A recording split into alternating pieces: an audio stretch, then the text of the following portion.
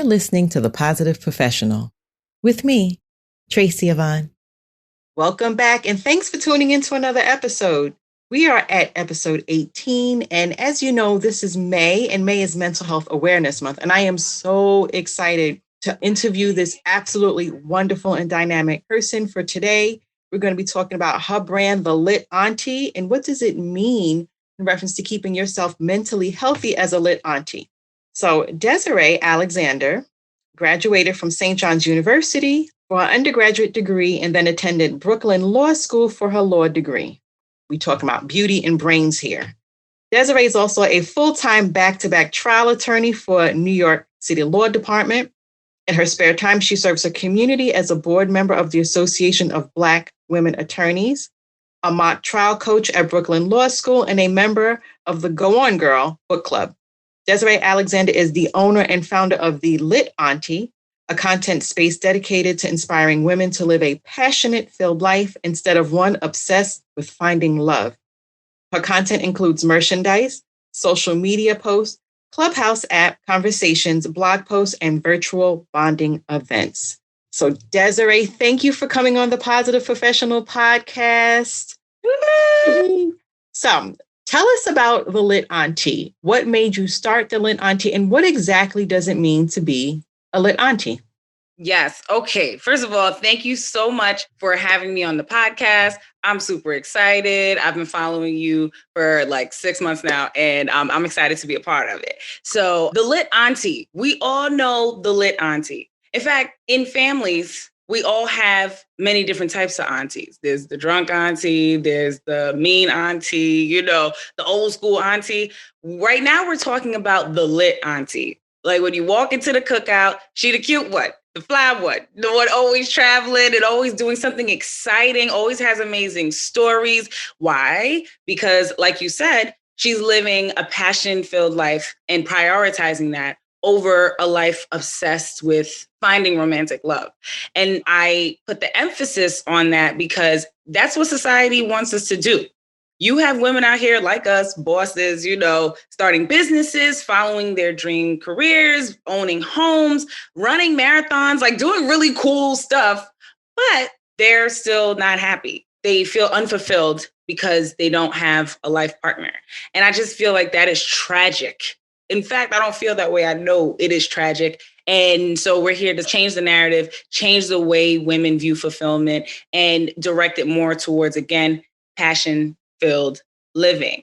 And the personal story behind why I even started this is because I was that person. I bought a house, still have it. I'm a lawyer, as you read before. I ran a marathon. I was doing really cool stuff. But I bought into that lie that everybody told you, oh, do this, girl, you get a man. Do that, girl, you get a man. You didn't do this yet? That's why you're still single, girl. Something wrong with you. It's terrible. It's terrible. And I thought that if I just did all of these things, I just checked the boxes, then a man would just fall into my lap. Like a man is a consolation prize for getting my life together. And obviously that's not true. Because I'm out here and I still don't got a man still, which is great. It is what it is, right? But it took me getting there and being disappointed to realize that it wasn't true, that there's no causation there.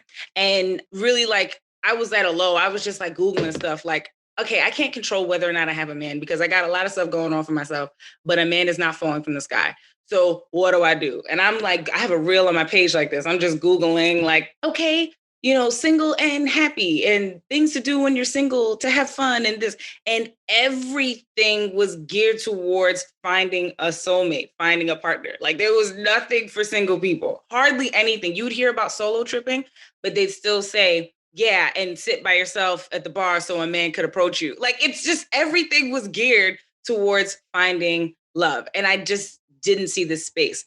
So I created it. I was the change that I wanted to see in the world. I feel like if it's not there, you have to create it. And if there is a space like this, and I've been asking for months now, but if there is a space like this, I would love to know. Hopefully, maybe your listeners could point me in the right direction because I applaud spaces like this, but I just haven't found it. And that's the energy and the push behind why I'm starting this. And hopefully it reaches all the women it needs to reach, all the women who are in similar situations like I was in, when I was yearning for a space like this. So when you're thinking of the conversations that you have, because I've been in some of your clubhouse rooms, amazing conversations with other women, very supportive from all walks of life. Yes. This is Mental Health Awareness Month, right? And when you're thinking about what are some of the things that impact our mental health, sometimes it's also expectations that society puts on us. So when you think of the lit auntie, what tips would you provide for someone who is a lit auntie to keep themselves mentally healthy? Yes, I love that question because mental health is a strong pillar within the Lit Auntie. Because if you think about it, again, we're going against the grain, we're going against what society wants, and that can be a very lonely place. It can be isolating, it can make you feel like a target, all of these things. And so that's something that we talk about inevitably in almost every clubhouse room. I'm always screaming about hiring a therapist, which is one of my tips, but I'll get to that in a moment. But my first tip and the biggest one that I would like people to take away is community, because I feel like that's something that is pretty accessible. Once you realize, you're trying to live the Lit Auntie lifestyle and you can find like-minded women, especially if you come over to our page. So community, finding like-minded people. And it doesn't have to just be interacting with the Lit Auntie page, but what are your other interests? Like you see, I'm in a book club. I'm on a board for the Association of Black Women Attorneys. It's things that I'm passionate about, and I try to join with others who are like-minded. And those people happen to be very supportive of the Lit Auntie lifestyle. It's the energy, you're vibrating on a certain level, and you gravitate towards like-minded people, and it can really keep you from feeling isolated. So first tip, community. Second is a little bit on the other side of the fence from community. I would say boundaries. Boundaries. Okay, baby. Yeah, let's do a deep dive into boundaries. I can deep dive into girl, I can't swim, but I can talk about some boundaries, okay?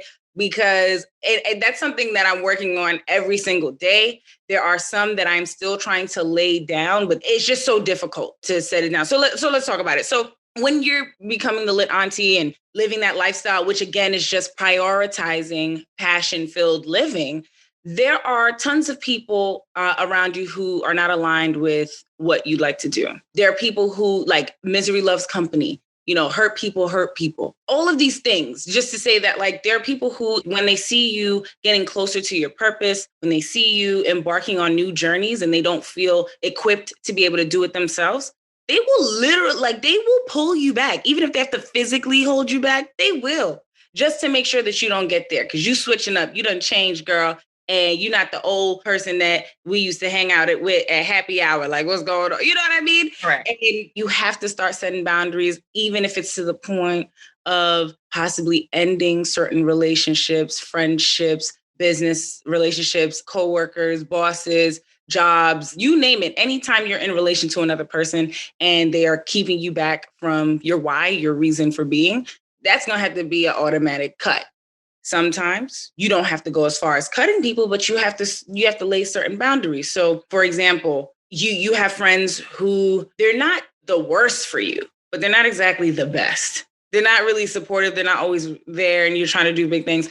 I'm all about the communication, having that open line of communication and setting a boundary of, like, listen, I've been trying to do something. I can see that you're not really supportive of this thing. So I'm going to have to ask that X. Like, when we do certain things, I'm not going to be able to invite you to these things because I don't want it to be awkward for either of us, or I don't want it to be damaging for either of us. Or maybe if you can come with this, then that. It has to be a very specific situation, fact-specific situation, and you diagnose it that way. But don't be afraid to set boundaries, because you need to evolve. What do butterflies do? Come out the cocoon or whatever. You need to be your best self, be all cute and stuff. And you can't be held back just because other people are not ready to see you grow. That's how I feel about it. Okay, next one, carve out time for yourself.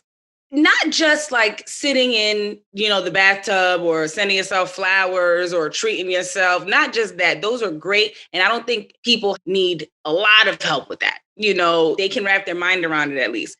I'm talking about self-care, other forms where it's like the hard work, really looking at your life, goal setting, reading, even journaling and digging deep into why you do certain things. Like, if you've reacted a certain way and someone gave you feedback, even if you don't really respect where it's coming from, you could at least deal with it at a particular time. You could save it in a little packet. And in your carved out time, I carve out an hour for myself as soon as I wake up every morning, pray. And then it's about me because I need to get me right before I start giving to everybody, especially if you're a reset. Oh, yes. Great. I drink my little lemon tea, and start doing like journaling and reading. And I set little times for these things. So carve out time for yourself, especially at a time where you're not going to be distracted. I realized I was like, oh, I'm working from home. I could just do I could wake up at 8:30, even though I have to be at work for 9, but it could work out. And then it would start bleeding into work time and everybody start, contacting you. And what are you going to do? Now you're limiting your self-care time because everybody else needs you during a valid point. You at work. So if they need you, you got to go. Right. So really take yourself seriously and carve out that time. So community, boundaries, carve out time for yourself. Next one is hire a therapist. Okay. I'm all for this. My twin brother, he is a Black man, obviously brother, and he's a mental health counselor, and he is fantastic. And he really opened my eyes to the world of therapy. So I went out and got my own because, child, he wasn't about to do that free therapy for too long. And he wasn't really checking for me because apparently that's a conflict of interest or something. But anyway, he's still a great listening ear and he has great tools. So if he could do that on his off time, I knew I could do wonders in therapy. And so I went and I hired one, and it was the best decision I didn't even know that therapists, I thought it was just like crying on a couch and them telling you that you ain't worth nothing and that you need to do a bunch of this stuff and it's painful and you leave and you go do it.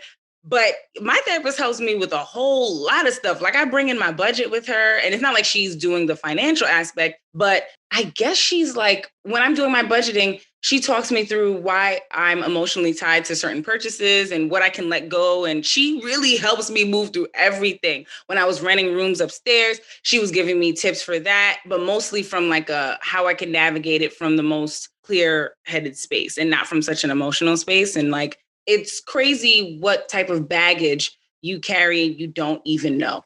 You really don't even know. So you go and talk to a therapist and tell the truth. That's something, I have a lot of friends that lie to their therapist because I do this too. They put their therapist on a pedestal. And so they don't want the therapist to know about the bad stuff. They just want to be like, look, I'm making so much progress. Look at me. I'm doing good, right? I'm doing really good. So don't do that. But hire a therapist. Spoke about community, boundaries, carving out time for yourself, hiring a therapist. And the last thing I would say is almost in line with hiring a therapist, but it's broader. It's outsourcing your needs or outsourcing things. And to me, that's luxury. So for example, housekeeping. That's something that we talk about a lot. And it sounds so fancy because it's why do I need a housekeeper, especially if you're from the Caribbean or wherever, and you know how to clean your house. You don't need nobody coming in there cleaning that for you, all up in your business.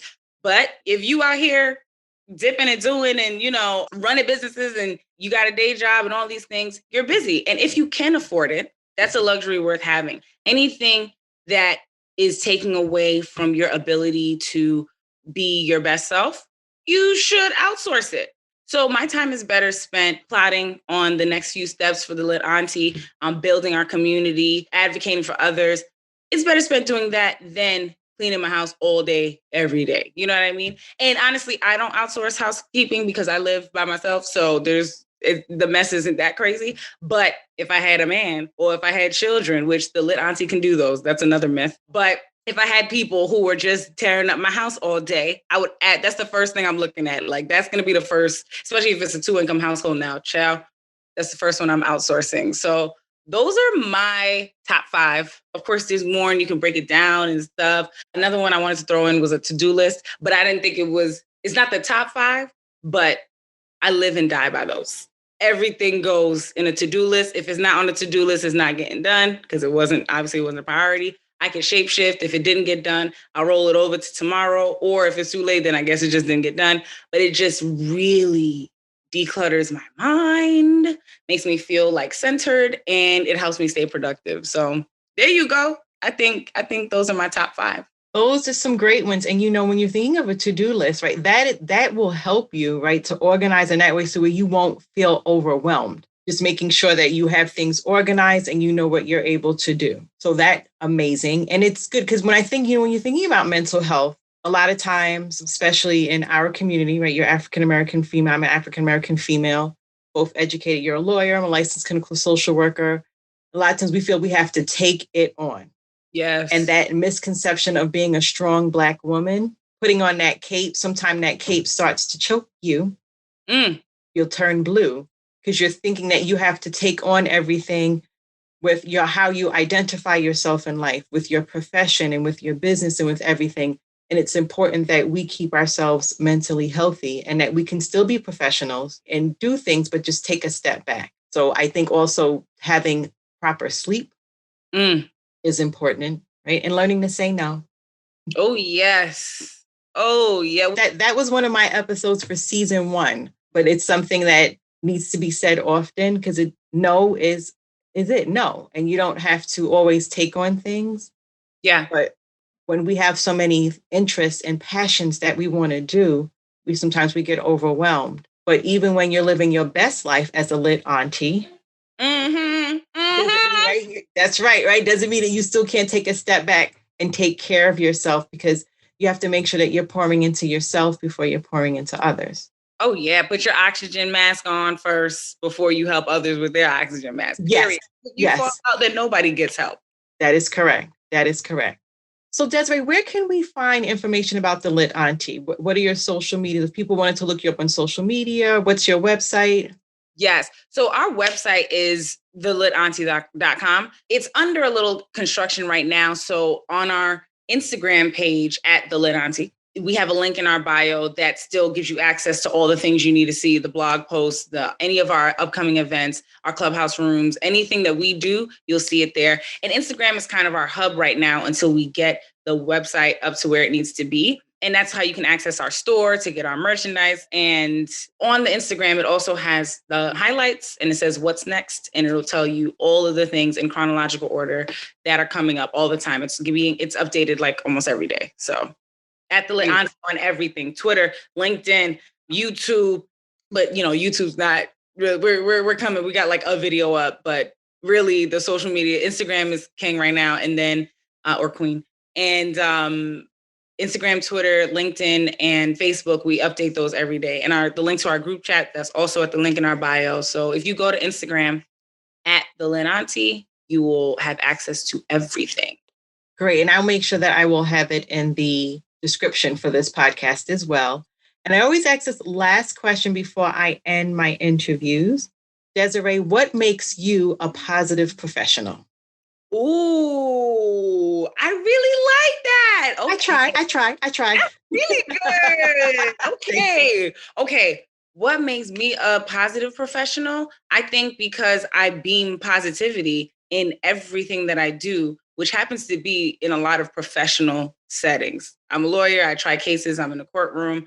It's very adversarial. I sit on boards. I'm a part of I work for a law school. So I tend to be in a lot of professional settings, but I don't stoop to lows, no matter how negative it can be. I think that I focus on positivity, and that's really my own superpower to disarm others. And so I think that others who need to be disarmed, of course, if you're positive, then you're fine. But, if you come in here with a little bit of armor on, then, my positivity really gets people to open up. And so I think that's what makes me the positive professional. Thank you for answering. And Desiree, I definitely want to have you come back on the podcast because there's a number of topics that we can definitely talk about that align with being your authentic self. And when you're being your authentic self, that means that you're not taking on a lot of stressors, which means that you're keeping yourself mentally and emotionally healthy. So you definitely have an open invitation to come back. I'm looking forward to collaborating with you. And you are going to be having your own podcast. I'm just putting it out there. So now that everybody can hear it, I'm telling you, right? Now everybody hears it. The Lit Auntie will be having a podcast coming out soon. I'm going to be helping you with that because I think that's amazing. And we definitely need to have more voices like yours in the podcast community. So everyone who's listening, give it a couple of months. I'd say give it a month. I'm going to be working with her. We're going to be getting this podcast going. So I want to thank you again for coming on my podcast and talking about this. Very important in reference to mental health. And you and I will be in contact in the near future. We will. We will. And I want to thank you too, because it's an honor to be on this platform in particular, because your consistency in your mission is clear. From the first day I met you on Clubhouse to now, it's across all of your social media platforms. Whenever I see you tweet or you post on Instagram, all of your positive and inspiring quotes, you are an inspiration and you push other entrepreneurs to be their best selves and show up every day as their best selves. So thank you for inviting me into your arena, and I can't wait for us to do it again. Thank you. Thank you. Thanks for joining me today. I look forward to you tuning in to another episode. Make sure that you've subscribed to this podcast and don't forget to click the like button. You can also follow me on Twitter and Instagram. Stay safe and be well.